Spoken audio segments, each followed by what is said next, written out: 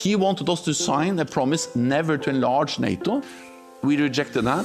The reason why Putin invaded Ukraine is because of his evil. It's about that Putin wants to rebuild Soviet empire of evil, like President Reagan told. It's about Putin being sick. I don't know how you negotiate peace with a madman, but nobody negotiated with Hitler. People are comparing him to Hitler. And remember Hitler. He's a Hitler. We're back when the Nazis invaded Poland. This is exactly the same what Hitler was doing to Jews. This is the same. Putin will not stop. Putin is reminiscent of Hitler. This reminds me of Hitler. Hitler. He's the new Hitler. Full Hitler. This is about a butcher trying to kill people everywhere in the world, just not Ukraine, Syria, all over the place. President Putin actually sent a draft treaty that he wanted NATO to sign to promise no more NATO enlargement. That was what he sent us. And that was a precondition for not invade Ukraine. Of course, we didn't sign that. So he went to war to prevent NATO, more NATO close to his borders. Flashback. This is fundamentally not about NATO expansion. It was never about NATO enlargement. It's not about NATO. It's not about NATO expanding toward Russia. This was never about NATO. It's absolutely nothing to do with NATO expansionism. And it has nothing to do with NATO. This is not about NATO. It's not about NATO. it's not really about NATO. This is not about NATO. Seriously, it's not about NATO. This was never about NATO. It was never about NATO. Let's be honest. This doesn't have anything to do with NATO. Nothing to do with NATO at all. Yeah, he's claiming it's like security purposes, but we can see the clear reason. But NATO is not the reason. This is not about NATO expansion. This is about the democratic expansion. Ukraine bans religious organizations. We are protecting democracy right now. Ukraine is banning political parties. Because it's a democracy. Ukraine restricts books and music. It's about democracy. Ukraine won't hold elections. It's about democracy. And it's not about NATO expansion. This war in Ukraine is not about NATO. It's not about NATO. That's not about NATO. It has nothing to do with NATO. Nothing to do with NATO expansion. It's not about NATO expansion. Nothing to do with NATO. It isn't really about NATO. It's not about NATO. It's not about NATO enlargement. In fact, it has nothing to do with NATO. It's not about NATO encroaching. It was not about NATO. NATO is just a fictitious, imaginary adversary for Mr. Putin and for Russia. It was never about NATO. That's not what it's been about. It's been about him trying to expand his sphere of influence. Hang on, I mean, the two are not mutually exclusive. Obviously, Russia has wished for a sphere of influence over Ukraine. But if the West had not challenged Russian interests so directly, I think that there was a chance to avoid this.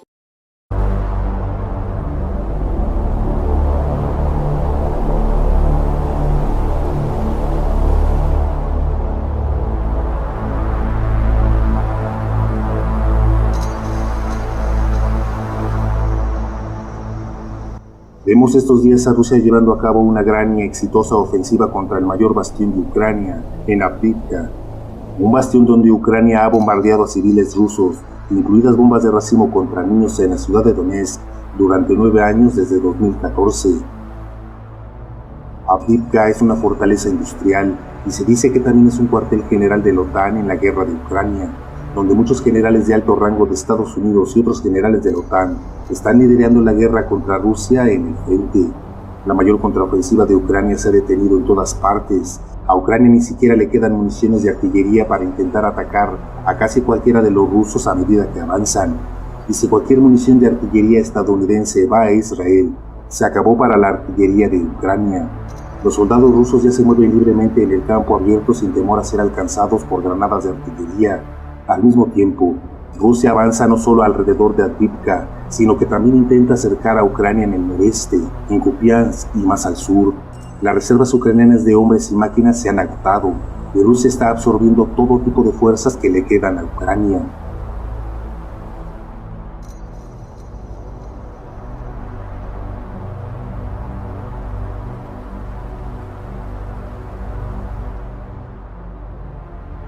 En Medio Oriente, todos los análisis que se pueden obtener dicen que Israel no tiene buenas opciones. Incluso el Consejo de Relaciones Exteriores de Estados Unidos escribe eso en su revista Foreign Affairs. El New York Times advierte que Gaza es una trampa para Israel. Israel siempre tendrá prioridad sobre Ucrania para conservar los fondos para Ucrania. Biden está tratando de vincular un paquete de armas de Israel como un paquete para Ucrania. pero este está encontrando resistencia entre los republicanos de la Cámara. Los republicanos de la Cámara de Representantes se mantienen firmes, dispuestos a hacer un paquete rápido para Israel, pero Ucrania insiste en vincular cualquier dinero para Ucrania con la cuestión fronteriza. El dinero, sin embargo, no cambia el hecho de que Estados Unidos se ha quedado sin artículos como proyectiles de artillería y misiles antiaéreos para regalar. Dado que Ucrania ha detenido todas sus contraofensivas en todas partes debido a las pérdidas y a la falta de munición, Israel puede esperar que Estados Unidos todavía le dé parte de sus reservas estratégicas de artillería reservadas para su propia defensa. Ucrania no es lo suficientemente importante para Estados Unidos para eso. Si Estados Unidos entrega proyectiles de artillería a Israel, al cabo de muy poco tiempo se quedará sin municiones en caso de que surja algún conflicto en otro lugar. Algunos especialistas han dicho que Estados Unidos ya se quedaría sin municiones de artillería después de solo 30 días de conflicto, y cortar aún más esa cantidad sería catastrófico para Estados Unidos. Ahora Estados Unidos no está en absoluto preparado militarmente y es incapaz de gestionar ningún conflicto como el de Taiwán. China puede hacer cualquier movimiento que quiera. Frente a estas limitaciones, el partido de la guerra en Estados Unidos ya está furioso y se ha vuelto loco, porque quiere un ejército estadounidense lo suficientemente grande que pueda vencer a Rusia, a China en torno a Taiwán, proteger a Israel, atacar a Irán e intervenir en Siria. Estados Unidos no renunciará a sus ambiciones de controlar el mundo mediante la guerra, incluso cuando Washington está chocando contra un muro de imposibilidad militar. Y después de décadas de desindustrialización, Estados Unidos no puede simplemente aumentar la producción militar sin importar el dinero disponible. Israel se suma a esta derrota del poder estadounidense. Después de 20 años, Estados Unidos no pudo derrotar a los talibanes. Jamás es lo mismo. Un comentarista añadió que Israel perderá si Hezbollah interviene con misiles desde el Líbano.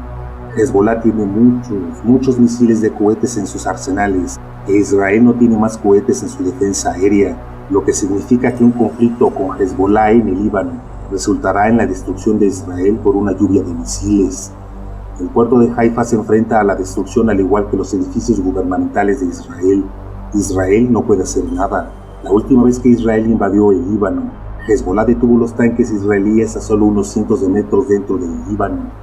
En ese momento, un experto militar estadounidense señaló que los israelíes ya no eran los mejores soldados del mundo. Hezbollah sí lo eran. 2 portaaviones estadounidenses en la costa del Líbano no va a cambiar eso. Los soldados estadounidenses en Siria ahora no se han convertido en una fuerza, sino en un grupo de rehenes de Irán, si Estados Unidos intenta hacer algo tonto.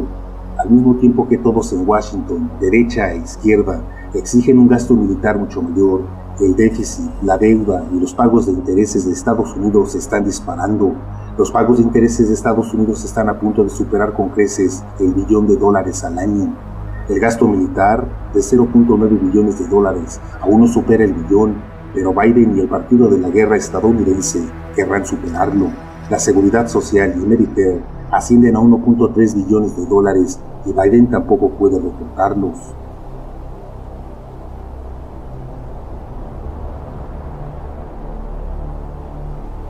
Los republicanos de la Cámara de Representantes estaban dispuestos a detener toda financiación del gobierno estadounidense, pero al final podrían terminar votando a favor de un gasto militar mucho mayor, sin poder lograr una competencia presupuestaria suficiente en otras áreas o impuestos más altos.